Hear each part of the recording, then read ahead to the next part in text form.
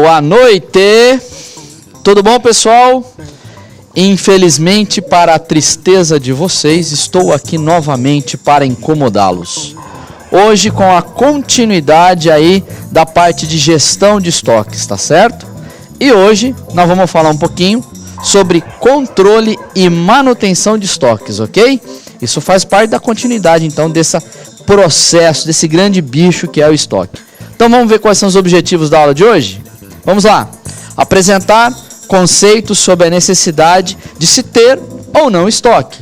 A implicação da falta ou excesso de estoque, aliado a um rígido controle aí com vistas ao equilíbrio das necessidades de se investir efetivamente em estoques diante da variação da demanda, ou seja, do pedido, das necessidades do mercado. Ok?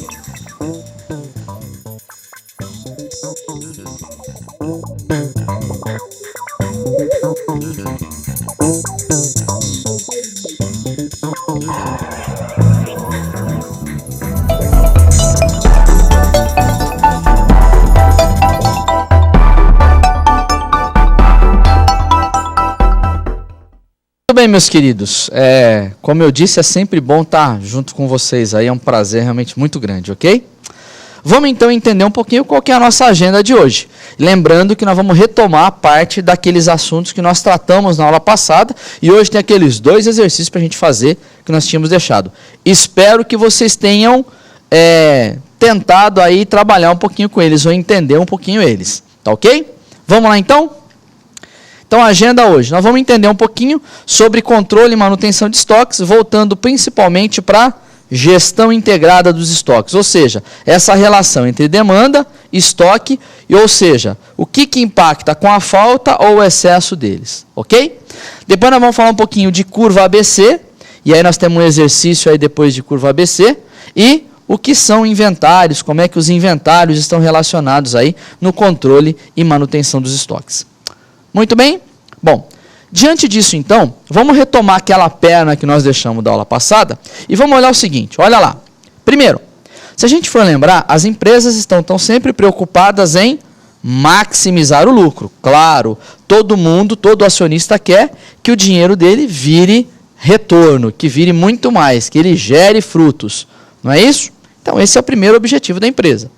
Uma outra coisa aqui então, a gente pode lembrar de novo que dinheiro é estoque também, só que estoque é dinheiro parado, concordam? Então, está aquele outro ponto aqui que nós lembramos, né? Esperamos que o dinheiro investido nos estoques seja algo apenas, então, necessário para a produção e para o bom atendimento de vendas. E nós vimos isso no encontro passado, que tinha que ser o mínimo possível, tá certo? O mínimo que a gente pode trabalhar aí nos estoques. E aí, nós vimos, inclusive, esse gráfico que tem aí, que eu coloquei para vocês na aula passada. Vamos lá entender. Olha só. Lembra que nós dissemos o seguinte, né? Que à medida que a quantidade do pedido ele aumenta, o que acontece? O meu custo de manter o estoque também aumenta, tá certo? Por que isso? É claro, quanto maior quantidade eu tenho em estoque, eu vou ter que ter mais área, eu vou ter que ter mais gente para manusear, eu vou ter maior segurança, eu vou ter maiores riscos de ter esse estoque. Não é isso? Muito bem. Porém, da mesma forma que quando eu guardo mais material, ao mesmo tempo, se eu compro volumes maiores, a minha condição também é melhor. Lembram-se disso? Vamos lá olhar. Então, olha só, à medida que eu aumento essa quantidade de pedido, ao mesmo tempo, eu diminuo meu custo em pedir. Claro, é o mesmo comprador que compra uma maior quantidade. E aí nós vimos que essa relação entre os 2 gráficos aqui gera um gráfico mais ou menos resultante, que é esse daqui, e no ponto de inflexão é aquele onde eu tenho um ponto ótimo de pedido, ou seja, é aquele que a gente chama de lote econômico de compra, não é isso? O famoso leque. Lembram-se disso? Muito bem. Mais um ponto aí é o seguinte, vamos lá. Nós colocamos aí um gráfico que mostrava, numa condição regular, o consumo de um determinado produto dia a dia, tá certo? E que aí nós fizemos o quê? Que nós tínhamos aí um ponto onde a gente colocava uma determinada necessidade onde eu pedia. E o que acontecia? À medida que eu ia consumindo, na hora que eu estava no momento crítico, por enquanto, vamos chamar assim, eu novamente recebia a minha nova reposição. Não é isso? Então, que tinha aí um tempo, que a gente chamava de tempo de entrega, né? Ou lead time, que nós usávamos algumas vezes, e que era importante a gente ter isso e saber qual é o ponto ou o momento em que eu fazia o meu pedido para garantir, assim, que desse tempo para a continuidade dos meus processos. Não é isso? Ao mesmo tempo, a gente também viu o seguinte, claro que nesse exemplo do gráfico, ele era um exemplo bastante regular, o consumo ia acontecendo dia a dia, bonitinho, certinho. Não era? Então, só que nós vimos também o seguinte, né? Que ele pode, claro, na empresa, no dia a dia, nem sempre é assim. Então, ele pode ter variações ao longo do tempo, ou consumos um pouco diferentes. Inclusive, nós vimos aí que, para isso, então, para esse estoque, ele poderia, inclusive, variar esse comportamento. Lembram-se? Muito bem. Da mesma forma que nós falamos, e hoje eu vou mostrar um pouquinho para vocês, que nós temos um processo que é aquele custo do pedido. Lembram? Nós falamos assim, nessa curva que tem uma necessidade que eu peço, que eu acabo um momento em que eu compro isso, e que tem um custo para pedir. Então vamos ver como é que é essa equação? Olha lá. O que é então o custo de pedir? Ora, primeira coisa, ele está aplicado com os pedidos, ele está relacionado com os pedidos. E esse custo, ele está ligado com os recursos humanos, basicamente, e os de materiais, equipamentos, computador, internet, documentação que eu uso. E aí, ele tem uma fórmula bastante simples, né? Então, professor, eu preciso saber isso de cor? Não. Você vai no dia a dia começar a trabalhar com isso e você vai entender, você vai começar a usar isso. Mas o custo, então, de pedir total vai ser o quê? O custo de um pedido unitário. E o que é esse custo de pedido unitário? É quanto custa para eu pedir aquele item só, uma pecinha só. Se eu fosse comprar uma só, quanto é que eu ia gastar? Né? Então eu ia ter lá a pessoa que ia levar determinado tempo para isso, eu ia ter documentação, seja lá o processo de recebimento. O que eu vou gastar efetivamente para trabalhar com esse pedido? Não é? Então, de uma peça. E aí, o que eu faço? Olha lá, eu vejo então qual que é a minha demanda, naquele período, e o meu lote econômico, ou seja, de quanto em quanto eu devo comprar em cada vez. E isso me dá o custo de pedido total. Tá certo? Muito bem. Uma outra forma também importante que nós devíamos lembrar é aquela do lote econômico de compra. Lembram lá? Então, olha só, eu só coloquei aqui como é que a gente chega na fórmula. Eu não vou perder tempo para ficar explicando tudo isso, porque, lembra, olha só, se a gente for olhar, todos esses pontos já estão relacionados, nós já vimos eles. A única coisa é que a gente faz uma equação e vamos chegar num determinado valor, numa equação que está aqui. Que esse lote econômico de compra, que é essa quantidade, é constituída por um custo de pedido unitário versus uma quantidade de demanda versus um custo de manutenção unitário, que vai estar, inclusive, aqui bonitinho com as suas legendas, tá certo? Então tá aqui, ó, o custo de eu manter, ou seja, o custo de manutenção, quanto eu gasto para ter esse estoque guardado, né? Então a gente tem esse custo lá. Vamos olhar também aquela quantidade que é o lote econômico de compra, o custo de um pedido unitário e a demanda. E isso é uma raiz quadrada disso. Ok? Por que eu falei isso? Olha só, existem outras coisas aqui que a gente falou. Que aqueles custos, eles podem ser acumulativos. Então eu posso ter, né, custo de pedido, custo de manutenção, custo de um pedido unitário, que tudo isso daqui são custos que eu vou acumulando, custos que eu vou aumentando ao longo do tempo. Lembra? Na verdade, a composição de custos, vocês vão ver um pouco mais em custo com o professor Marcelo, né? A parte de custeio, ela não é um item só, ela vai se acumulando com vários deles. E eu só mostrei aqui para vocês que eles existem, que eles são compostos de vários componentes. Beleza? Muito bem. Se isso é verdade, então, de novo lembrando, a gente nem sempre pode correr um risco total.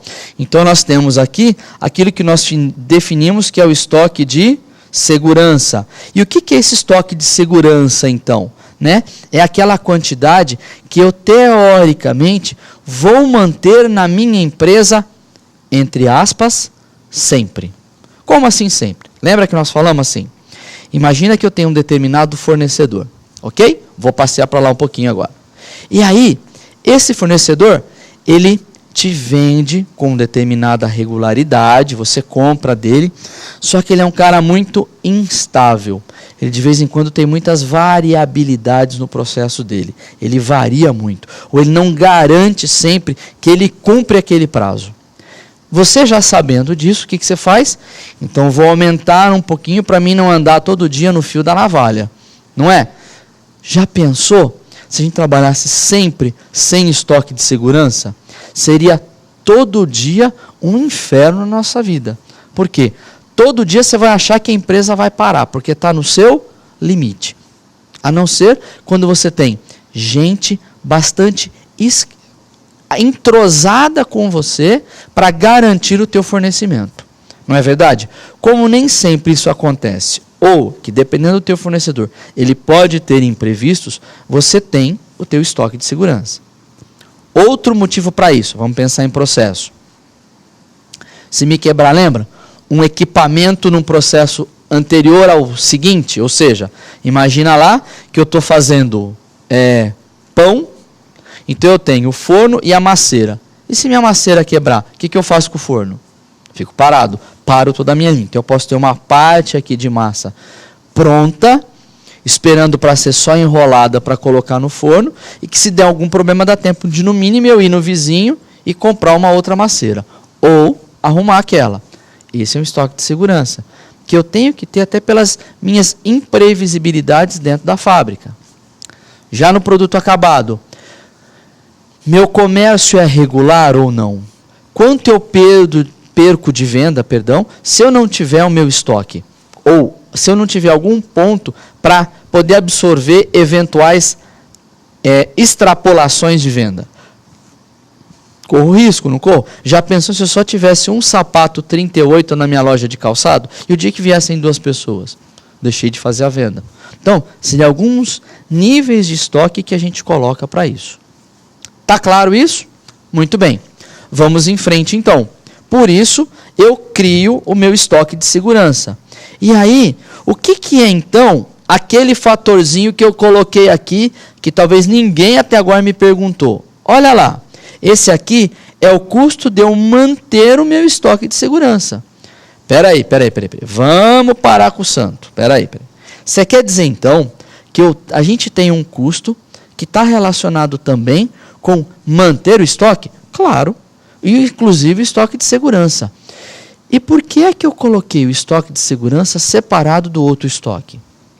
Para que você consiga dividir o seu sistema de custeio e entender o quanto o estoque de segurança impacta no teu processo.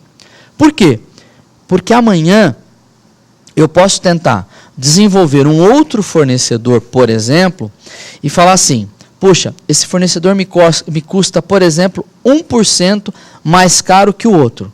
Só que com esse fornecedor, eu garanto um fornecimento muito mais salutar, muito mais seguro. E com isso, eu posso reduzir ainda mais o meu estoque de segurança.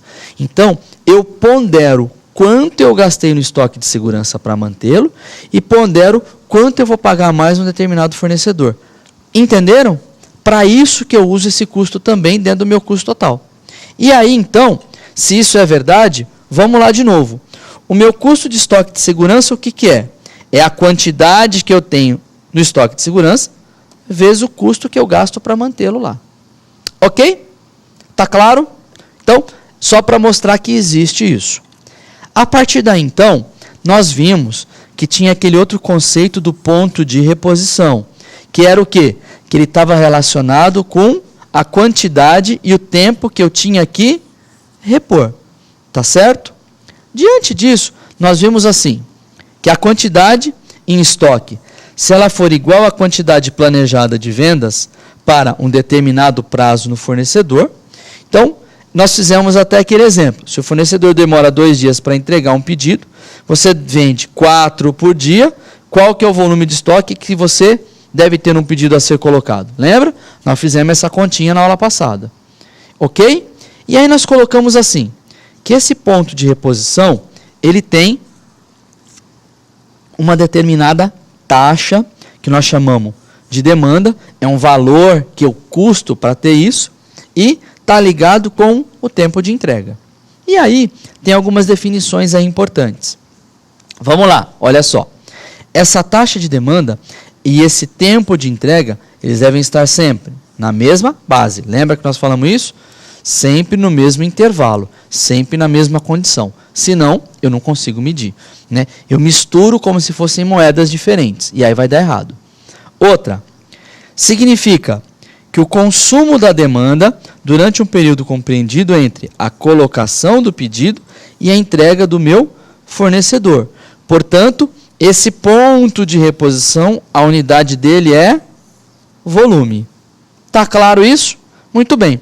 Se isso é verdade, de novo, né, nós temos aí uma expressão geral para isso, que é esse ponto de pedido, ou seja, o momento em que eu vou pedir, o que ele está relacionado? Ele está relacionado, então, com 3 fatores básicos. Lembram?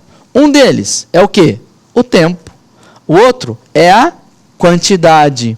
E um outro está relacionado com o quê? Demanda. Lembram disso? Vamos lá ver. Olha só. Então, esse ponto está ligado com o estoque de segurança que eu mantive. E o que eu faço? Eu pego a demanda do período vezes o tempo de entrega. Em outras palavras, vamos supor que eu tivesse um estoque de segurança de 10 peças. Então, 10 peças é a quantidade que eu quero garantir que vai ficar lá e que dê tempo de eu procurar alguém se o meu fornecedor não me entregar. Beleza? Muito bem. Vamos lá. Faz de conta que eu uso aqui uma determinada quantidade, né? Então, vamos ver aqui. Por exemplo, eu consumo 20 peças e o meu fornecedor me demora 4 dias para entregar. Então, vezes 4. Portanto, eu tenho que pedir 80, não é isso? Mais o meu estoque de segurança. Portanto, eu vou ter um ponto de reposição com uma quantidade de 90. Em outras palavras, o que eu calculei aí? Vou voltar rapidinho, não assusta, vou voltar que nem uma metralhadora, hein? Olha lá. Olha aqui, passei. Está aqui. É esse ponto aqui. Eu calculei isso aqui, lembra? Peguei a quantidade, peguei o consumo que eu tinha, ou seja, 20 peças por dia. Multipliquei pelo número de dias. Nesse caso é 2. Lá no meu exercício, quanto nós colocamos? 4. Então isso aqui foi 80. Só que aí eu tenho aquele pedacinho aqui que nós falamos, que é o estoque de segurança, que ele é de quantas peças? 10. Portanto, ficou um total de 90. O mesmo que eu fiz lá. Tá claro? Alô? Tá claro, gente? Ou seja, nada mais é do que uma continha simples. Peguei a quantidade que eu uso, multipliquei pelo tempo e somei mais a quantidade de estoque de segurança. Beleza? Bem simples, não é? Não é nada difícil. Claro. Aí ele vai falar assim, mas professor, todos os produtos são iguais? Não. Depende muito de como é que eu faço, de quantos eu faço, de como é que eu consumo isso, de item para item, da importância do meu item, que nós vamos ver mais para frente hoje na aula. Não percam. Vamos em frente. Aí, então, tudo isso está ligado com o momento do reabastecimento. Então, como é que funciona isso? Vamos, então, fazer aquele exercício que nós deixamos. Vamos lá? Eu não vou perder muito tempo para ler isso tudo, não. Vou passar logo nas palavras-chave. Eu tenho uma quantidade de venda, tenho aqui o pedido, quanto eu gasto para fazer cada pedido, tenho quanto é a manutenção, ou seja, 30% do custo de aquisição é para manutenção, e disse, né, que a empresa adquire R$ 5,00 por quilo o preço que ele paga na matéria-prima. Tá certo? Coloquei já as palavras-chave, os pontos-chave aí que a gente vai precisar. Vamos em frente, então. Qual a quantidade a ser pedida por vez na frequência de pedidos, o custo total e tudo mais, sendo que eu dei aqui uma coisa chamada de lead time, o tempo que ele leva para entregar. Simplesmente vou pegar esses dados e vou jogar naquela fórmula que eu mostrei anteriormente. Tá certo? Olha lá, só substituir cada coisa nas suas casinhas. Peguei os 185 mil, peguei os 15, da onde é que eu fiz isso? Ó, o 2 é da fórmula. O custo de pedido, vou voltar aqui. Está aqui, ó, os 15. Vou para frente de novo. Quantidade está aqui. 100 mil, o que é? 30% vezes o custo unitário. Descobri a quantidade em quilos. Tá certo? Depois eu disse o quê? Que eu já tinha, lembra? Um que nós já tínhamos calculado na aula passada. E dei um fator de 97 números de pedidos. E aí o que eu sabia? Qual que era a frequência? Ora, a frequência é fácil. Se eu tenho 97 pedidos por vez e eu tenho 365 dias, eu sei que a cada 3,7 dias eu faço um novo pedido. Nada complicado. Tá certo? Vou para outra parte. Olha lá. Custo total. Simplesmente substituir nas casinhas. Lembra? Já tinha feito isso aqui lá em cima. Coloquei a quantidade. Dividido por 2. Igualzinho à fórmula. Mesma coisa, fiz na outra parte. Descobri que o meu custo total é de R$ 2.886. E aí eu fiz assim, né? Ponto de pedido é a taxa de demanda vezes o tempo de entrega. Neste caso, eu transformei tudo em dias. Como é que eu transformo em dias? Pego a quantidade, que era por ano, dividi por 365 para dar o número de dias, multipliquei pelo valor unitário da quantidade, deu 2.535 unidades. Difícil? Simplesmente botei cada coisa nas suas caixinhas. Tá certo? Simplesmente isso. Botei cada um nas suas caixinhas. O que nós vamos fazer agora então? Dei uma olhadinha nisso. Nós vamos parar 5 minutinhos para vocês só olharem um com o outro onde é que estão cada um para a gente daí continuar o negócio. Beleza? Até daqui a pouco a gente já volta.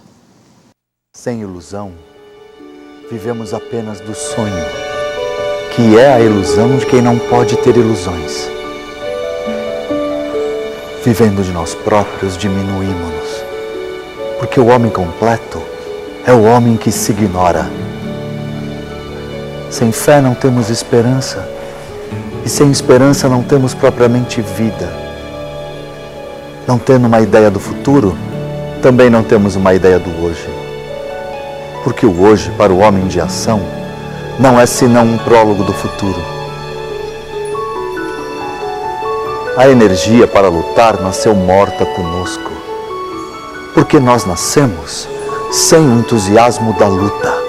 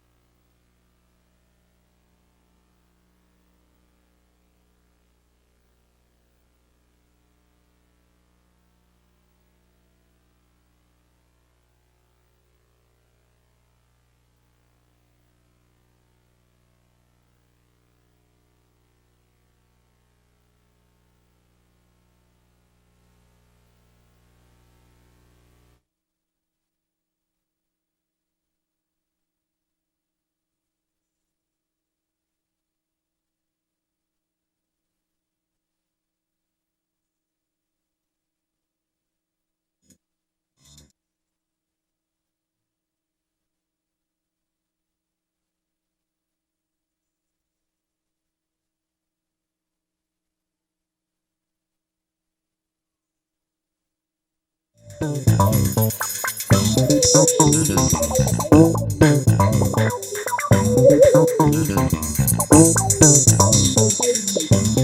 pessoal, vamos voltar aí. Vocês viram que é bem tranquilo, né? Tá lá tudo marcadinho, cada campo no seu lugar. A fórmula é que mostra, na verdade, como é que é, nós só substituímos nas caixinhas. Tá certo? Não é nada complicado não, tá? Tem uma pergunta lá do Polo de Sorocaba, não tá o nome do aluno aí, mas um abraço aí pro pessoal lá de Sorocaba, tá? Ele pergunta o seguinte, né? O lead time pode ser definido como prazo para que o produto seja produzido? Vamos lá, vamos entender o seguinte. Imagina que você fez uma compra, então você pediu um produto e o teu fornecedor, na verdade, vai fabricar esse produto, ok? Então, se existe um tempo, e vamos dizer assim, lembra que nós falamos um pouquinho? Tem um produto que é um produto chamado make to stock, ou seja, aquele produto que eu faço para estoque, ou seja, eu produzo independente de eu ter o pedido. E à medida que aparece o pedido, eu vou vendendo, ok? Esse é o produto make to stock. Existe um outro produto que é o chamado make to order, ok? O que é o make to order? Então imagina lá, por exemplo, que você foi comprar um guarda-roupa sob medida.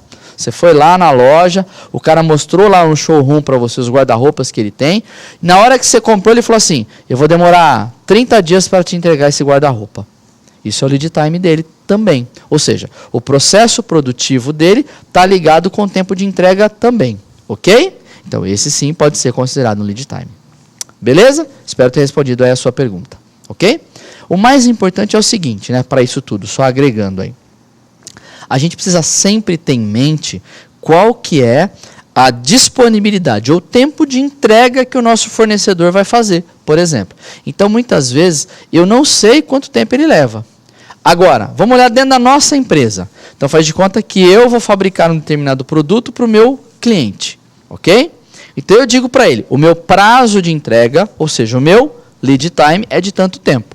E eu posso incluir dentro desse prazo o quê? O tempo de fabricação do produto. Ok? Também te complementei pelo outro lado. Espero que você tenha entendido. Beleza? Quem tiver dúvida, manda lá, gente. É um prazer, tá bom? Vamos lá, então. Olha só aquilo que nós falamos. Lote econômico, né? É aquele assim, se o cliente estiver aceitando atraso na entrega, ou seja, muitas vezes nós trabalhamos com lote, e eu chego num determinado limite e eu coloco aí prazos de entrega estreitos, tá certo? Eu coloco aí prazos de entrega muito apertados. E se eu combinar com o meu cliente isso, eu posso até mesmo aceitar, por exemplo, ou não atraso na entrega. Agora, muitas vezes para isso eu faço essa restrição. Lembra que nós falamos na aula passada? Eu acabo cobrando ou não uma multa. É uma condição que eu posso colocar para penalizar o meu fornecedor para que ele cumpra um prazo de entrega importante para mim num determinado produto ou processo. Beleza? Muito bem. Vamos em frente então. E por que eu falei isso? Porque isso está ligado com aquilo que nós falamos. Eu ultrapasso o nível de estoque, né? Então meu estoque aqui chegou a 0 e eu efetivamente não produzi neste período aqui, neste intervalo de tempo aqui. Mesma forma aqui. Isso eu parei por falta, não é? E aí eu simplesmente posso ter problemas em relação à minha disponibilidade de estoque, a minha disponibilidade de produto para venda. Eu posso efetivamente perder ou não venda, ok? Diante disso, olha lá então acho que cálculo importante no custo de falta. Detalhe, no outro slide vocês vão ver que está certo, acabou passando por mim batido, eu não percebi. Essa linhazinha aqui, ó, não é aqui, ela é aqui, ó. Ela é aqui, ó. Tá ok? Ela é também uma equação que está ligada com o que então? Isso daqui me dá um cálculo do custo de falta então. E como é que ele é calculado? Olha, ele é calculado da seguinte forma. Primeiro, de novo, todos eles, vocês perceberam? Eu tenho a demanda, ou seja, eu tenho a quantidade. Nos dois eu tenho o que então? O custo de eu pedir e o custo de eu manter. Da mesma forma. Perceberam? Então olha só uma coisa interessante. Olha lá. Vamos fazer então esse exercício aqui que mostra muito bem esse exemplo. Tá ok? Vamos lá. Antes disso, tem uma dúvida aí. O Polo de Guaianazes tem uma dúvida lá, um abraço pessoal de Guaianazes, tá bom? De como é que eu cheguei no valor de 1924, tá?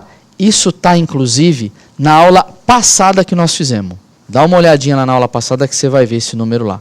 Beleza? Dá uma olhadinha lá que você vai perceber ele. Tá bom? Vamos em frente. Vamos lá. Exercício 2. Então, nós vamos então calcular um lote econômico de compra. Primeira coisa, de novo, nós vamos voltar naquele bicho, né? Nós tínhamos aquelas quantidades, nós tínhamos os R$15, nós tínhamos o 30%, e ó, eu até frisei de novo, ano, tá certo? Tem o valor de R$5 por quilo. Até aí não mudou nada no nosso enunciado, tá certo? Só que aí, eu coloquei mais um ponto importante, né? Eu disse de novo que a margem de venda líquida é de R$2. Agora eu estou colocando quanto eu estou ganhando por cada sanduíche vendido. Beleza? Então agora, no outro anterior, vocês perceberam, eu só tinha os custos, né? Eu só falava de despesas e aquisição de matéria-prima. Agora eu estou dizendo quanto é que eu estou ganhando em cada venda. É óbvio, porque se eu vou calcular quanto é que eu perco, num lote de reposição, o que vai acontecer? Eu preciso dizer quanto é que eu deixei de ganhar. Qual foi a minha lucratividade em cada produto. Ok? Então, vamos para frente. Olha lá então, vamos calcular então esse novo lote econômico de compra. Então, simplesmente vou pegar aquela fórmula e vou substituir os valores. Olhem só. Primeira coisa, simplesmente substituir cada caixinha de novo. Lembra? Nós já tínhamos a demanda, nós já tínhamos o custo de manter, da mesma forma, 0,3 vezes 5, e aí nós tínhamos aquela quantidade. Aí nós chegamos no número de vezes por ano que eu faço o pedido. E aí chegamos em 3,7 dias. Até aí, tudo bonitinho, não foi? Foi ou não foi? Beleza. Só que agora eu vou colocar de novo as mesmas condições. Só que uma coisa importante que eu levo aqui. Eu não tinha feito, então, que isso era 2.885 quilos nessa conta? Olha só. Simplesmente peguei o CM, coloquei aqui, peguei a quantidade que eu já tinha calculado, trouxe para cá, dividi por 12. Custo total vai ser o que então? O custo de manter mais o custo do pedido. Custo do pedido quanto é que é mesmo? 15 vezes 185 mil vezes 1.924 quilos por vez. Eu compro 2.885. E aí, vou ver esse novo lote econômico. O que mudou aqui? Olha lá. O que eu tenho aqui agora? O custo de pedir, não é isso? É ou não é? Então, olha só de novo. Peguei essa quantidade, fiz o quê? Eu já tinha essa conta, peguei o custo de manter, e onde é que está esse custo? Vou voltar um pouquinho. Vamos voltar um pouquinho. Está aqui, ó. 30%. De novo, tá certo? Fui lá, deu esse 1,5. Somei 2, somei 2 e dividi. Nesta equação, o resultado deu 1.924 vezes 1,32, deu 2.545 quilos. O que significa isso? O que é esse valor, então? É o seguinte, lembra, se antes nós tínhamos uma quantidade de 1.924 quilos que eu colocava, agora eu vou pedir 2.545 quilos. Para quê? Para garantir dessa forma que eu tenha um maior estoque e não perca tanto com a reposição. Eu simplesmente coloco uma condição. Eu incho um pouquinho mais o meu estoque, porque agora eu quantifiquei quanto é que eu perco se eu não tiver venda de produto. Então eu fiz a conta assim. Se antes eu colocava, vamos lá, 1.924 quilos era a quantidade que eu pedia, eu agora vou pedir uma quantidade um pouco maior, 2.545 para garantir que eu não perca nas minhas vendas devido ao valor de R$2 por cada valor para manter o meu produto. Ou seja, é aquilo que eu chamei lá de CFU, o custo da minha falta. Eu levei em consideração, então, a falta que eu vou perder, né? Quanto eu vou perder cada vez que faltar produto. E para isso, quanto é que custa a falta? Quanto eu deixei de ganhar. Quanto é que eu deixei de ganhar? De novo, vamos lá olhar, o valor de R$2 de lucro. E aonde está esses R$2 de lucro? Está aqui no meu enunciado. Cada sanduíche eu ganho R$2. Detalhe, ó, eu até falei, margem líquida. Espera aí, olha só. Tem gente que faz essa conta errada. Eles acabam esquecendo e colocam preço de venda. Preço de venda não é margem líquida. Vou exemplificar. Gastei R$10 para fazer um determinado produto, uma folha de papel. Gastei R$10 para fazer uma folha de papel, ok? Vendi essa folha de papel por R$13. Portanto, quanto que eu ganhei? 10 menos 13. Na verdade, é ao contrário. 13 menos 10 e eu ganhei R$3 por folha de papel. Este é o meu lucro, tá certo? Então, cuidado, né? Eu não posso colocar o preço de venda, e sim o preço da lucratividade. Beleza? Que está aqui, então, né? Então, é o custo unitário da falta. E é esse custo unitário da falta, olha lá, aquilo que eu fiz.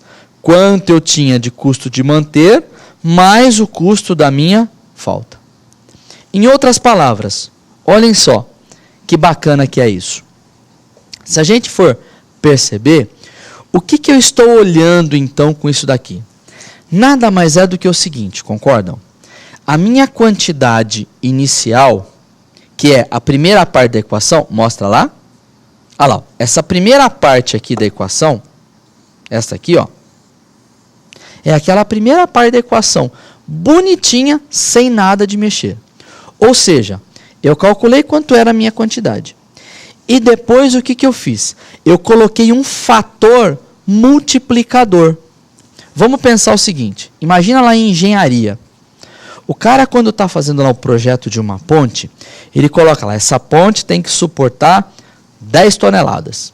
Então ele faz o cálculo estrutural e diz assim, vai suportar 10 toneladas com essa conta. Aí ele fala assim, qual que é o meu fator de segurança? Já ouviram falar nisso? Fator de segurança? Então, aquela outra parte da equação, mostra ela lá. Olha lá, ó. Essa outra parte da equação que está aqui, nada mais é do que este fator, vamos dizer assim, de segurança. E como é que eu considero esse fator de segurança? Eu considero esse fator de segurança relacionando o custo da falta. Entenderam? É o custo da falta que me direciona para usar esse multiplicador. Então, olha só. Se o meu preço de... Se o que eu perdesse, vamos supor que eu venda um determinado produto, só que se o meu cliente chegar lá e quiser comprar esse produto e eu não tiver, e ele fala assim, não tem problema, eu passo amanhã e compro dobrado, faz de conta, né? Entre aspas, eu vou na padaria comprar o pãozinho. Se eu não tiver hoje, eu compro todo dia um pãozinho. Se eu passar lá no dia seguinte, eu vou comprar 2 para compensar o atrasado daquele dia, para recuperar as minhas gordurinhas que eu perdi. Faz de conta que fosse assim, ok? Se isso é verdade, o meu custo unitário de falta vai ser quanto? Hã? Alguém chuta aí? Quem vai chutar aí? Quem vai mandar? Chutar não, né? Quem vai responder? Quem vai responder? Quem vai responder? Vamos lá, rapidinho. Todo mundo aí nos polos. Hã? Lembra? De novo, vou perguntar de novo. Se eu tô lá na minha padaria vendendo pão, se você passar lá hoje e não tiver, você volta no dia seguinte e compra dobrado. Ou seja, eu não deixei de perder Nada. Alguém captou a resposta ou não? Hã? Quem vai mandar aí? Vamos lá, Polos. Eli, manda aí, Eli. 0. Certo? O custo é 0. Não é? Se eu não perdi nada, é 0. Portanto, olha lá na equação. Todo esse fator aqui teria aqui um valor de 0. Concordam comigo? Desculpa, o custo de manter. Perdão, está aqui. Custo é 0. Não é? Então, 0 mais o valor do custo unitário da falta, que é quanto? Desculpa, perdão. O custo de manter unitário tem X. O custo da falta é quanto? 0. Com 0, não deu nada. Portanto, o que vai acontecer aqui? Esse fator não existiria. Concordam comigo? Portanto, o lote econômico seria quanto? Nenhum. Opa, bota aí. Polo Macaé, beleza? Mauá também, Perus também. Um abraço para todo mundo. Beleza, é isso aí, muito bom. É que eu fui mais rápido que deu tempo dela digitar lá. Tá certo? Mas é 0. Por isso, que aí o que eu faço com o meu estoque de segurança? Não ponho nenhum.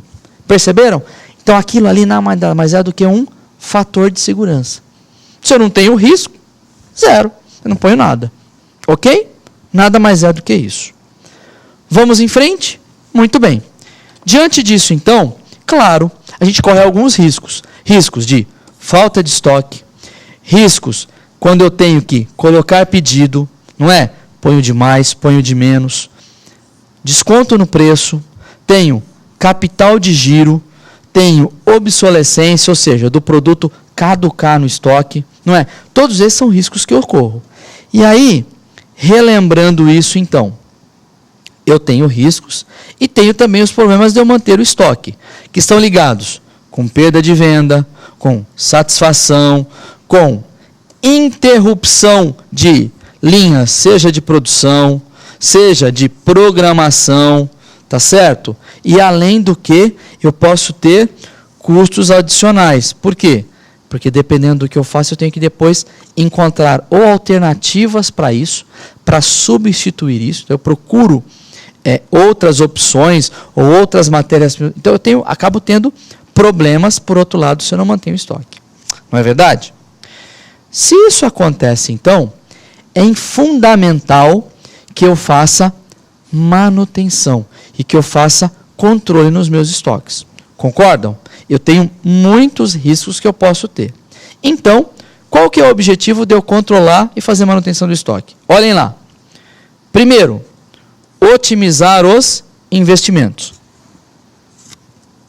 Como é que eu otimizo esses investimentos? Ora, aumentando o uso eficiente, né, dos meios, ou seja, dos recursos da empresa. Neste caso, quais são esses recursos?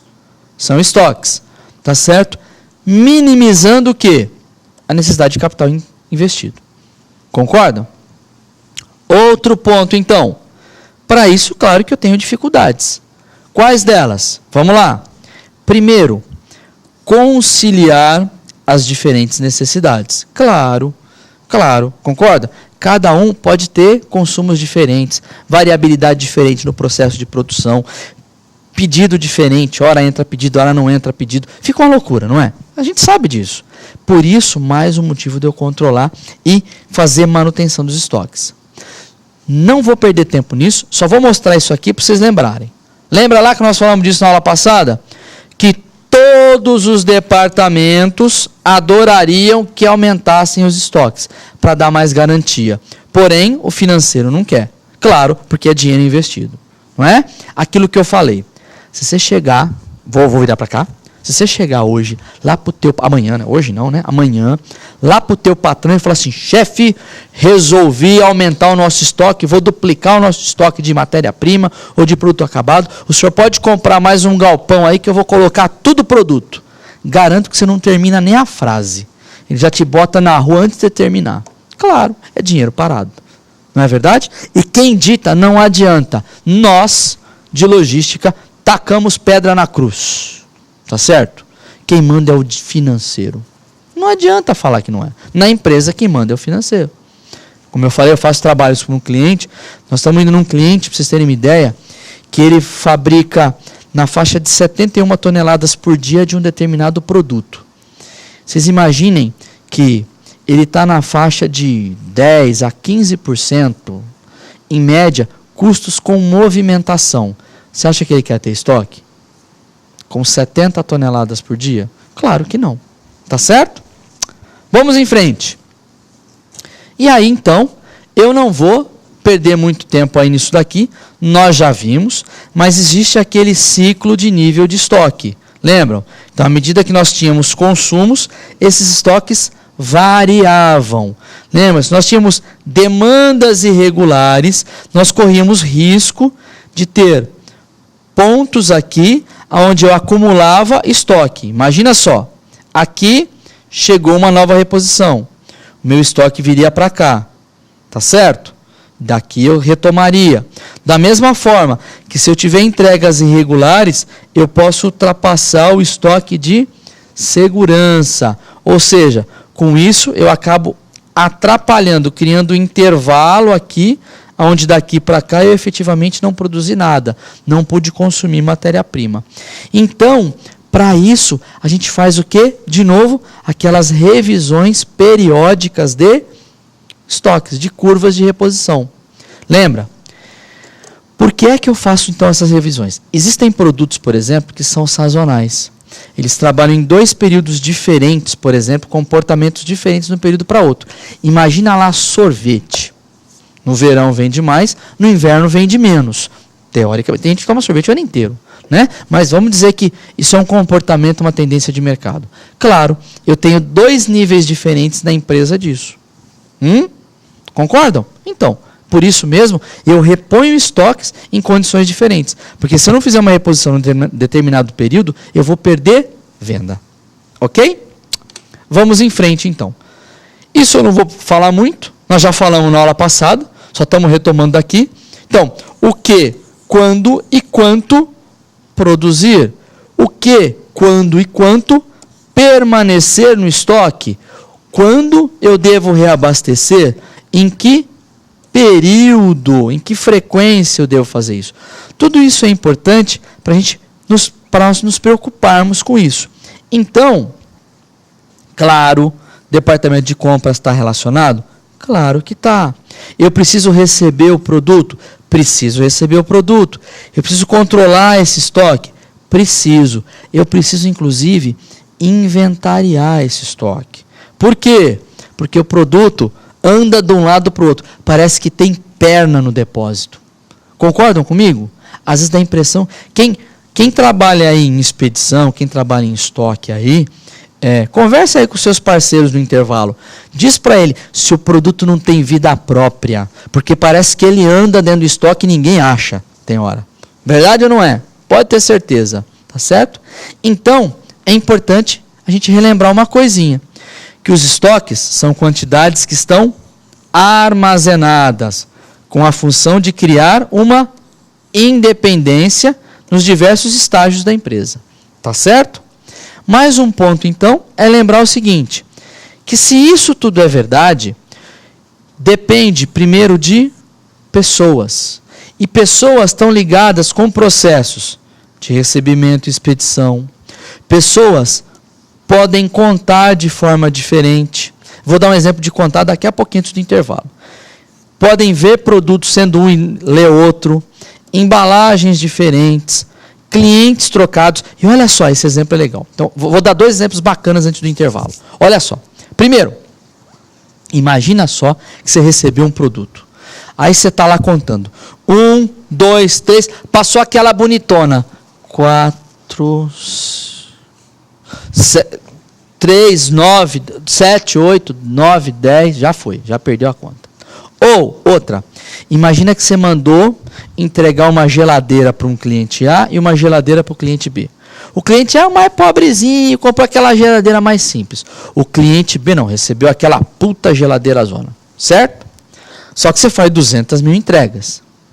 Se lá para o cliente A chegou uma geladeira bonitona, com a mesma nota da Simples, e você não percebeu, entregou pro cara e o cara recebeu, como é que você vai garantir a honestidade do cara? Só que o outro vai lembrar que não é a dele. O que recebeu lá a piorzinha vai ficar quieto. Pode ficar quieto. Mas o que recebeu a outra, não. E aí? Então você tem que tirar uma do estoque e vai ficar com a geladeira meia boca lá no teu estoque no lugar daquela. Tem que trocar ou não tem? O cliente não tem culpa. E aí? Como é que você controla isso no teu estoque? Valores diferentes. Tá certo? Muito bem. Então, vamos tomar uma aguinha. A gente já volta com resolução desses tipos de problema. Vamos discutir um pouquinho eles. Até daqui a pouco. Para nós ganhar mais aula. Beleza? Até já.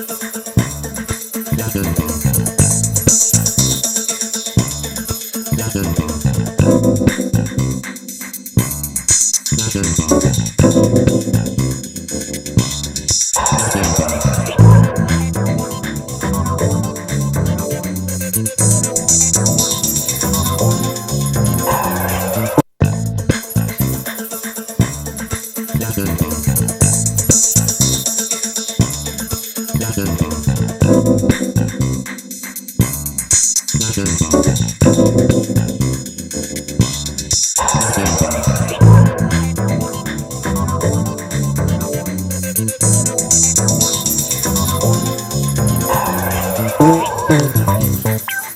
povo e minha pova, estamos na última parte aí da nossa aula.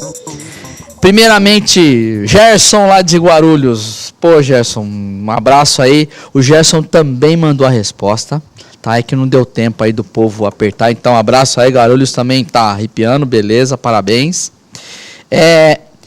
Imperatriz também mandou uma pergunta. Um abraço, Imperatriz. Um dia ainda eu vou ganhar na Mega Sena, eu vou passar as férias aí, falou? Então, vamos lá, ó. A pergunta foi a seguinte: compras. Se compras tem um prazo para reposição dos estoques, ou seja, algum prazo médio, alguma coisa assim.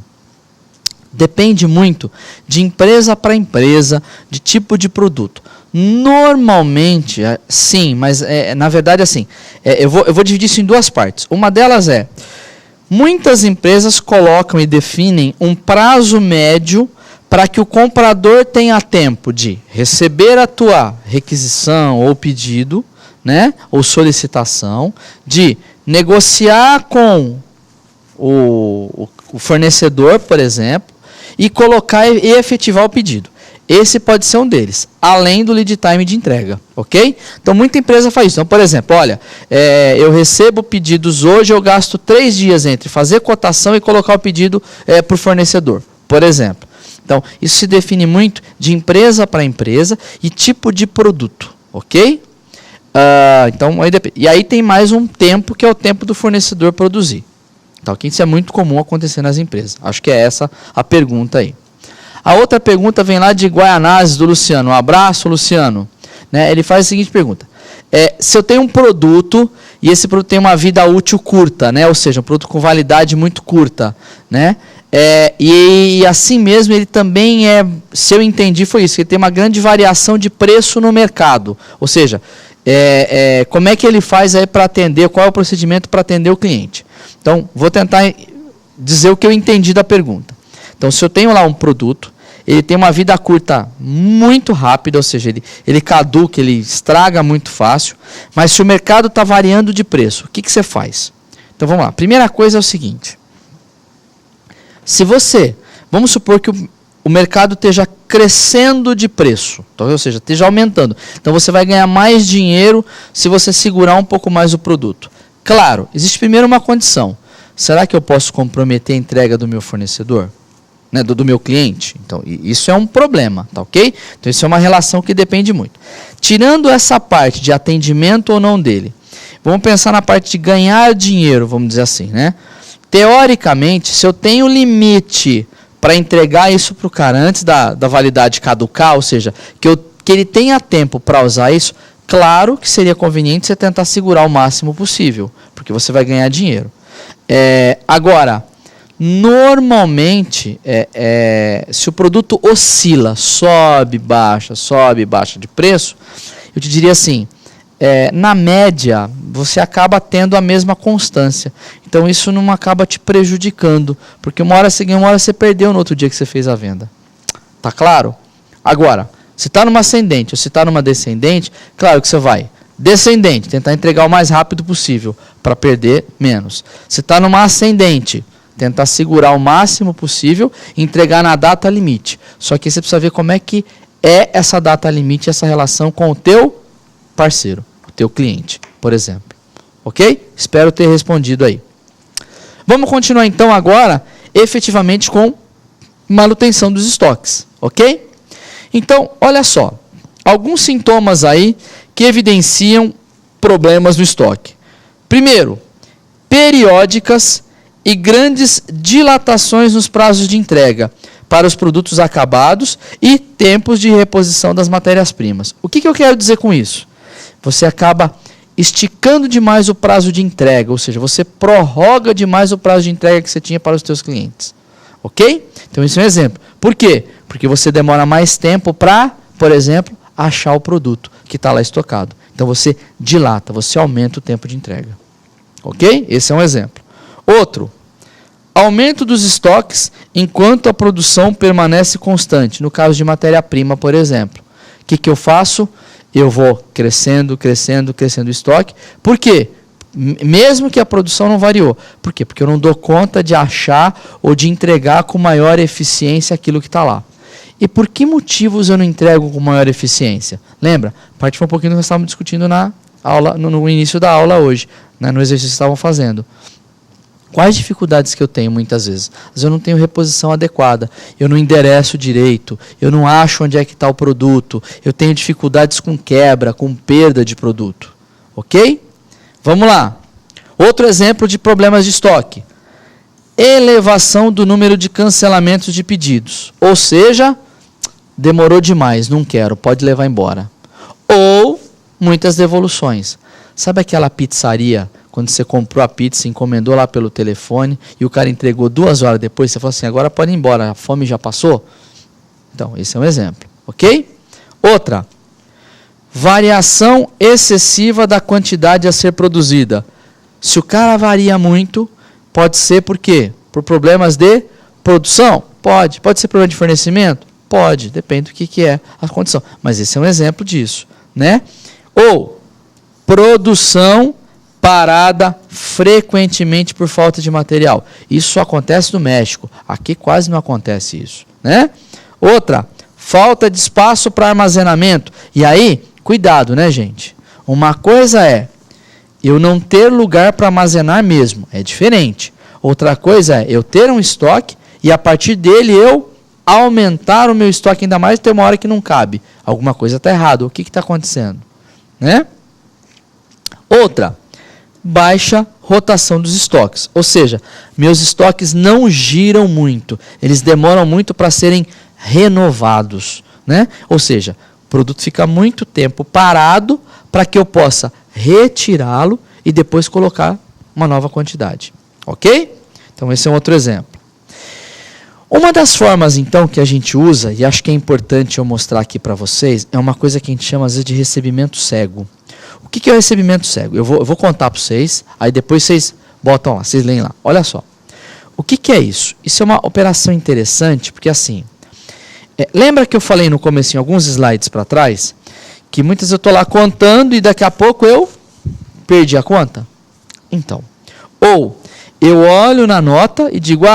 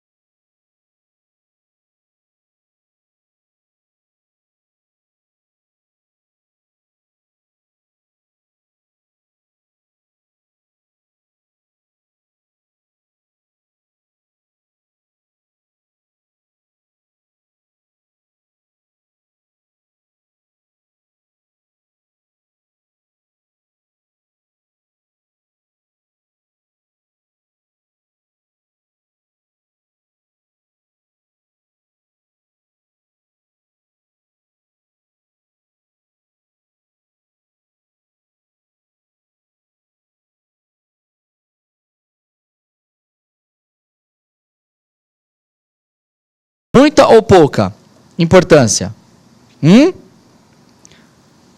Pouca importância? Não, muita importância. Só que eles são, bota lá, poucos itens. Só que eles são muito importantes. Eu tenho itens que têm uma importância chamada de média. E são itens um pouco maiores. E tenho muitos itens que são pouco importantes. Vamos dar um exemplo disso mais? Olha lá, o parafuso que você parafusa lá no computador. Quando chega lá na tua empresa, você vai contar os parafusos? Você não vai. Você recebe lá um pacote e guarda no estoque. Pesa provavelmente, mas se der pequenas diferenças, você não está preocupado. Você não vai contar parafuso por parafuso. Diferente, por exemplo, do parafuso. Imagina, eu tive um cliente que nós trabalhamos que fazia equipamentos medicinais, equipamentos voltados para a área de cirurgia. Então ele tinha lá parafusos para coluna, porque a coluna, quando tem gente que opera, acaba colocando aqueles pinos lá, aqueles negócios, e parafusam isso. Aquele parafuso é de titânio. Vocês imaginem quanto custa cada parafuso. Então esse, quando o cara recebe, ele conta um por um, porque é um item muito caro. Não é verdade? Feijão, você vai lá e compra o quilo. Você não conta um por um. Agora, se fosse ouro, eu garanto para você que você ia contar pepita por pepita, peso por peso. Não é verdade? Então, são formas de olhar diferentes. E é claro, os itens muito caros, que são em quantidades menores, o que eu faço com eles? Eu controlo como uma lupa. Os itens intermediários, eu controlo e descontrolo, entre aspas. E os itens de menor valor, eu olho. Mas não é com aquela lupa, com aquela lente de aumento. Ou seja, eu dou maior atenção para os itens mais caros e menor atenção, não que eu não dê, eu dou atenção para os itens mais baratos. Concordam comigo? Se isso é verdade, eu vou fazer um exemplo aqui para vocês de uma curva ABC. Então, olha só, eu vou explicar isso aqui. Eu tenho lá no meu estoque os itens X1, X2, X3, X4 e assim por diante. Tenho as quantidades que estão em estoque de cada um deles. E tenho o valor unitário, quanto custa cada item no meu estoque. O que eu fiz? Vi o valor total. Eu simplesmente peguei isto, multipliquei por isso e me deu o valor total. Ok? Muito bem. Vocês viram só que eu marquei um item aqui com uma tarja amarela. Por que eu marquei esse item aqui? Esse item, nesta sequência, vocês viram que ele é o X8. Tá ok? Depois de feito isso, olha só o que eu vou fazer. Eu peguei agora esse item e ordenei do mais caro para o mais barato. Vou voltar aqui. Olha só, o X7 não tinha um valor de 29.500 aqui total? Vou voltar para a planilha anterior. Olha lá, o X7 está aqui, ó, 29. Se a gente for olhar nessa lista aqui, pode ver que ele é o primeiro mais caro. Concordam? Depois, o segundo mais caro, qual que é? O 24. Vamos ver? Olha lá, 24. Então, o item X8, que é aquele que estava com uma tarja amarela, passou a ser o primeiro, segundo, terceiro, o quarto item mais caro. Concordam comigo? Passou a ser o quarto item mais caro. Perceberam? Então eu simplesmente peguei a quantidade, peguei o valor unitário e multipliquei. Esse total que eu multipliquei, o que eu fiz? Eu coloquei em ordem decrescente, ou seja, do maior para o menor. Até aí tudo bem? Bacana. Vamos para frente? E aí o que eu fiz? Eu coloquei aqui uma planilha chamada de acumulada. O que é essa acumulada? Nada mais é do que eu ir somando esses itens. Por exemplo, o primeiro item eu só tinha 29 mil no estoque. Esse segundo item, de onde é que eu tirei esses 54 mil? Ora, ele é a soma dos 29 aqui, mais os 24 aqui. Deu 54. O que é esse 64? Opa! é este 54 aqui, mais o 10 aqui, deu 64. E fui somando todos os valores até o 107,895. Olha só que curioso. Daqui para cá, foi um aumento bastante considerável, concordam? Claro, porque é um item mais caro. Então, a hora que eu somo todos os que são caros, a variação de um para o outro é bastante grande. Agora, vamos olhar os lá de baixo, para a gente ver como é que foi. Olhem só. Daqui para cá, praticamente mudou esta casa. Daqui para cá, pouquinho aqui, que foi mais ou menos 900, e assim por diante. Tá certo? E aí, o que eu fiz? Eu fiz, então, o percentual de quanto significava este valor aqui diante do total. Esse valor aqui representa 27,4% do total acumulado. Esse 54, o que é esse 54 então? É a soma desses dois itens. Esses dois itens representam 50% do valor total do meu estoque. Certo? Diante disso, lembra que nós falamos, olha só, que eu tenho aqui uma classe A de itens que representa mais ou menos 80% do meu estoque? Então, vamos ver aqui, olha os 80% aqui onde é que estão. Então, eu sei que daqui para cima, eu tenho itens de classe A. Esses itens, então, são aqueles que eu vou olhar com maior cuidado, com maior crivo. Aí, eu vou ver os itens que estão relacionados com mais aproximadamente 15% desses 80. 80 mais 15, por volta de 90, 95, do meu estoque total. Certo? Vamos lá ver? Olha lá. 80 mais uns 15%, deu 95. Então, esse intervalo aqui passou a ser meus itens Bs. E esses daqui me representam uma mixaria de percentual dos valores.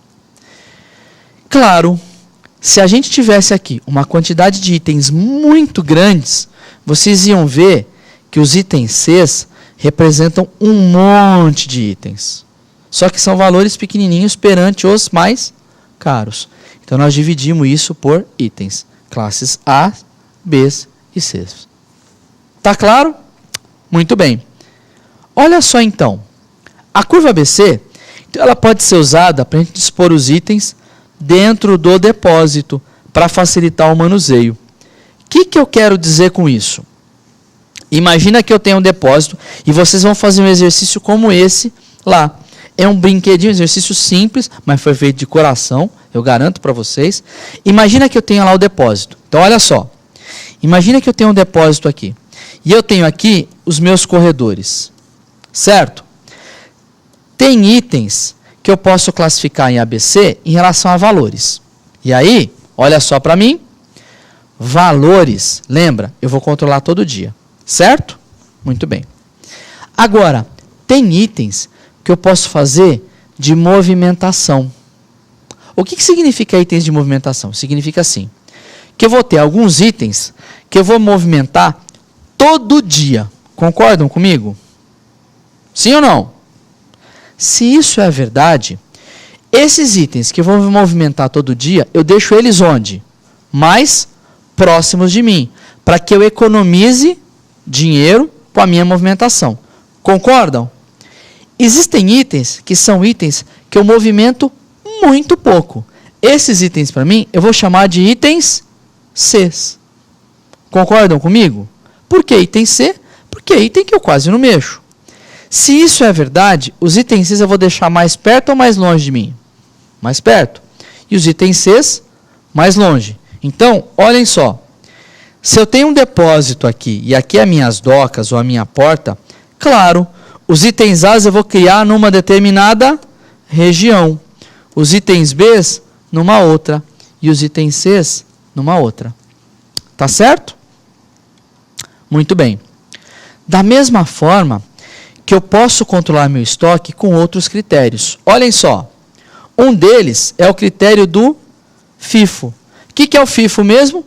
Primeiro que entra é o primeiro que sai. PEPs ou FIFO é a mesma coisa. Um em inglês e o outro em português. Primeiro que entra, primeiro que sai. O que é isso?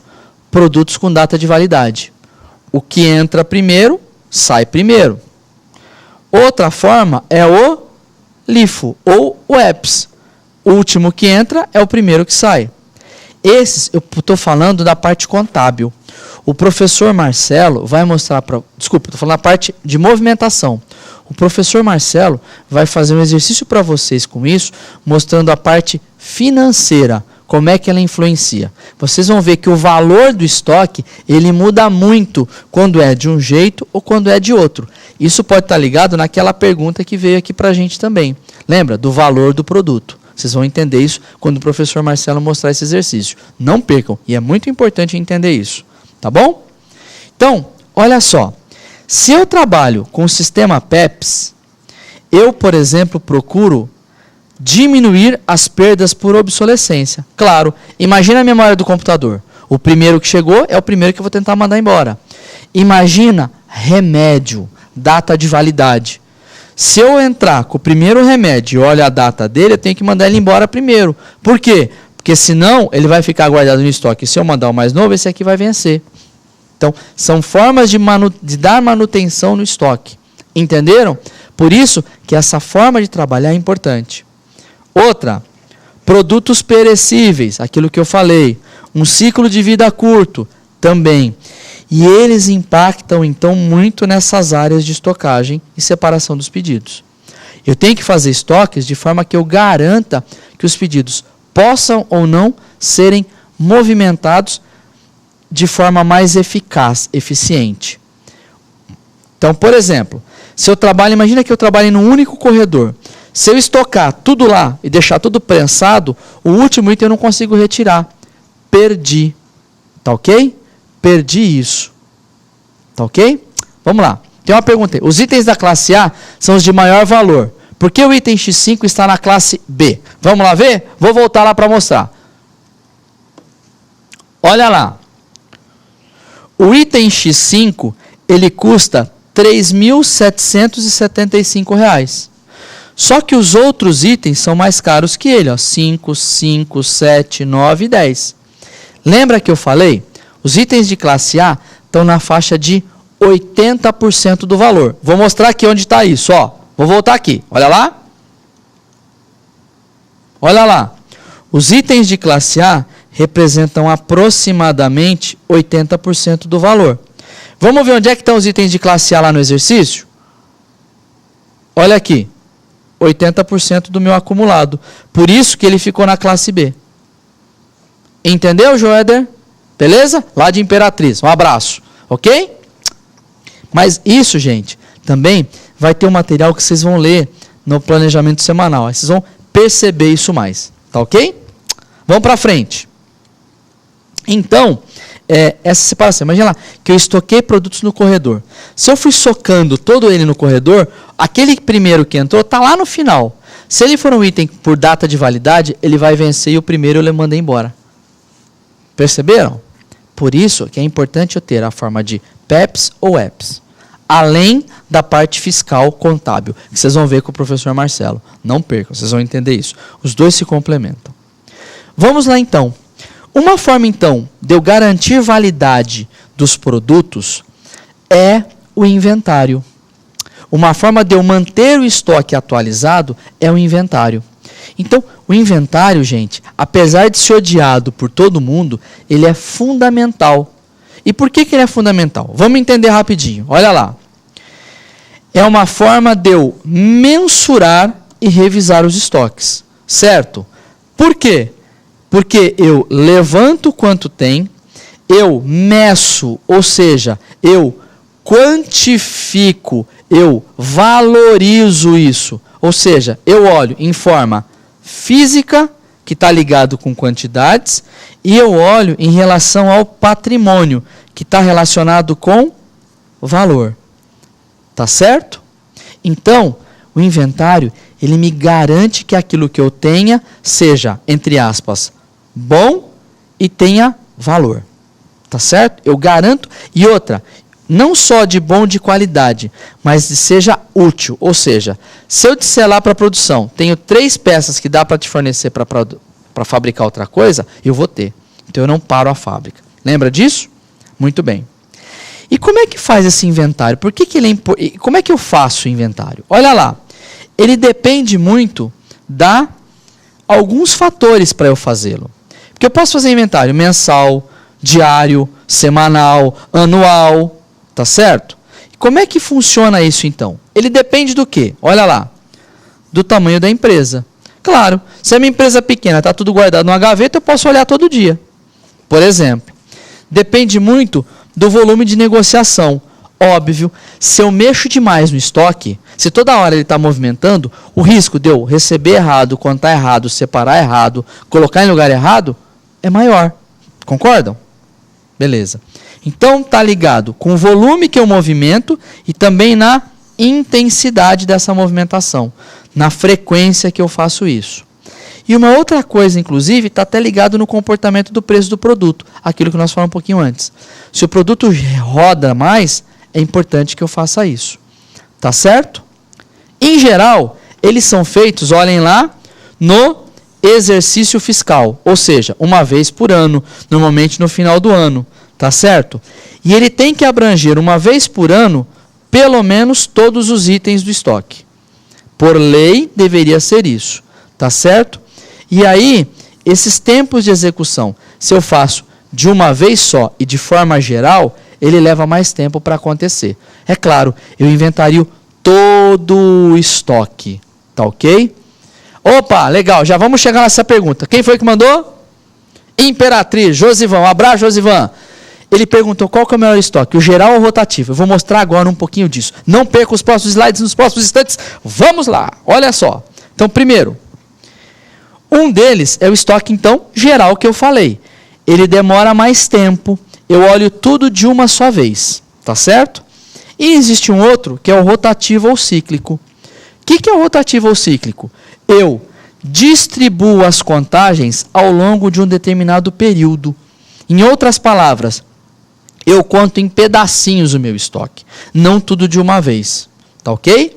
Olha só, então, eu divido os esforços, ou seja, eu pego um grupo de pessoas apenas e não todo mundo do depósito e coloco para contar, porque eu só estou olhando uma parte disso.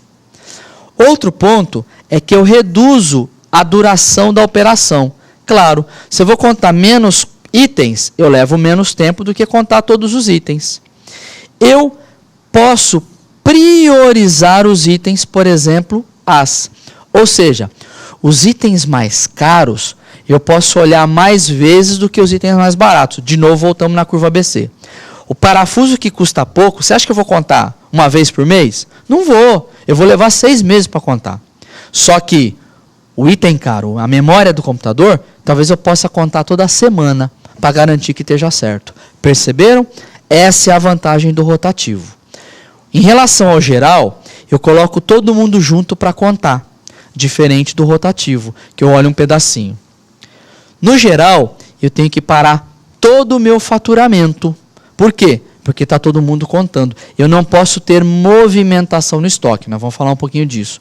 Já o rotativo, eu não posso movimentar determinados itens, só que ele fica parado por menos tempo. Então ele é mais rápido de contar. Às vezes, o meu departamento comercial nem sente que eu parei para fazer o inventário. Minha opinião particular, claro, né? Depende muito do tipo de processo, do tipo de item que tem no estoque, tá, Josivan? Mas, no geral, eu prefiro mais o rotativo. Agora, para isso, tem outras coisas necessárias. Uma delas é o endereçamento do estoque. Senão, como é que eu vou saber em que lugar está aquele item para contar só ele? Percebeu? Se eu não souber onde é que ele está guardado, como é que eu vou saber contar ele? Imagina, está no depósito, mas em que lugar? Não sei. Percebeu? Então, ele é muito melhor, só que ele exige mais coisas para acontecer. Então, não são só flores. Ok? Então, vamos dar um exemplo de uma contagem cíclica. Primeiro, eu identifiquei lá que eu tenho um problema. Tá certo? Eu vou lá e faço a correção desse erro. E aí, eu elimino esses inventários mais longos. Já, o que eu faço? Eu concentro os esforços em áreas críticas, ou seja, onde dá mais problema. Se eu faço cíclico, se eu faço rotativo, eu reduzo os erros de contagem. Por quê? Porque eu conto menos vezes. E eu tenho um pessoal mais especializado para isso. Por quê? Porque é um grupo que está sempre fazendo isso. Hoje ele faz de um item, amanhã ele faz de um outro, depois da manhã ele faz de um outro. Diferente do final do ano, que eu tenho que pegar todo mundo para fazer. Então tem gente que nunca fez o inventário na vida e vai ter que fazer aquela vez. Percebeu? Então tem pró e contra. Se eu faço todo dia, eu fico especialista em fazer isso. Diferente de fazer uma vez só por ano. Ok? Outra. Se eu faço cíclico, o planejamento é mais confiável, porque eu tenho mais acuracidade, porque eu conto mais vezes o estoque. Tá certo? E eu posso manter em níveis mais adequados. Por quê? Porque a minha margem de erro é menor, porque eu estou sempre contando. Mas, como é que funciona um inventário de forma geral? Vamos entender? Olha só. Primeiramente, eu faço uma primeira contagem. Tá? Existem preparativos antes para o inventário, mas eu não vou me prender nisso agora. De forma geral, existe uma primeira contagem. Então, um grupo faz uma primeira contagem. Depois, eu libero um outro grupo que faz a segunda contagem.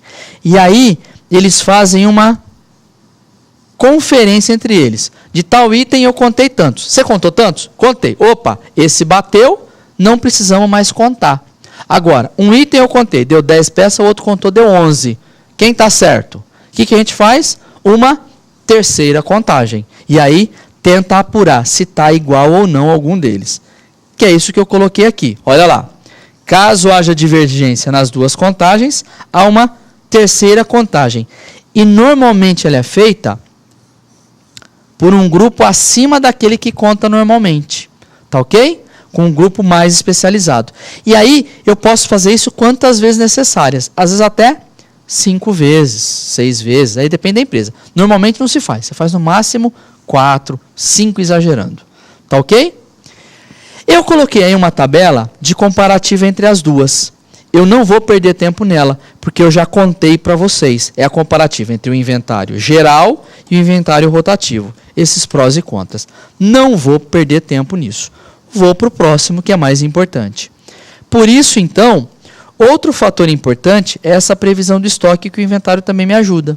Quando eu faço a previsão do estoque, eu preciso fazer o quê? Eu tento estimar necessidades futuras do produto acabado, tá certo? Eu defino, por exemplo, quais itens, quantos eu vou precisar, quando eu vou precisar que os produtos sejam comprados, tá certo? Para isso, eu preciso começar isso através de um planejamento de estoque. E aí, esse planejamento de estoque, ele é muito influenciado pela forma como eu planejo esse estoque. Tá ok? Diante disso, então, é aquilo que nós falamos no nosso último encontro, lembram? Eu posso prever esse estoque de diversas formas. Eu posso tentar determinar quando eu preciso de diversas formas. Daquelas métodos que nós falamos lá. De diversas formas de média. Médias móveis, médias mínimas, médias ponderadas. Em resumo, de forma geral, eu estou olhando como é que se comporta o andamento do meu estoque. Eu escolho melhores equações que me acertem mais as previsões futuras, tá certo? Diante disso, eu acabo criando políticas de estoque. E essas políticas procuram criar o quê? Padrões. Então, para isso, o que eu faço? Eu defino metas do tipo, de quanto em quanto tempo eu vou entregar produto para cliente. Quais são os meus números de depósitos? Quais são os meus números de operadores que estão ligados nesse depósito? Que tipos de materiais eu vou estocar lá? Qual é o nível de flutuação? Ou seja, como é que se comporta o meu estoque ao longo do tempo? Tudo isso são fatores que eu uso para nesse cálculo. Olha só, por exemplo, itens básicos do meu controle de estoque. Quanto tempo ele permanece lá no estoque? Qual que é a periodicidade que eu levo para reabastecer isso no meu estoque? Qual é o volume de estoque de cada período? Lembra, eu tenho sazonalidade ou não? Quanto tempo eu demoro para acionar o departamento de compras? Tudo isso está ligado nesse processo de estoque. Onde eu compro? Como? Para onde vai esse estoque? Ou seja, para que o resultado da empresa seja conseguido, que é o produto final, essas perguntas que eu fiz anteriormente, todas elas devem ser respondidas para que eu busque o melhor resultado de estoque. E aí, eu posso repor o estoque de diversas formas. Posso fazer permanentemente, ou seja, ao longo do tempo eu estou colocando estoque. Eu posso fazer como o método das 2 gavetas. O que é isso? Tirei de uma gaveta, a hora que ela está vazia, eu sei que eu tenho que comprar na segunda para repor. A gente chama de método de 2 gavetas. Outro exemplo, lote econômico de compra, que nós já definimos, lembra? Nós calculamos, que é a quantidade que eu tenho que ter para fazer esse estoque. Outro, e aí é o lembrete final que eu queria colocar para vocês. A administração do estoque, ela é vital para os processos. É elas que estão ligadas no capital da empresa, no material envolvido. É ela que eu deixo para vocês. Por que eu estou falando isso? Eu coloquei lá as leituras então para vocês que estão ligadas com esse planejamento, com esse controle, com essa distribuição e gestão do estoque e com aqueles exercícios que eu falei.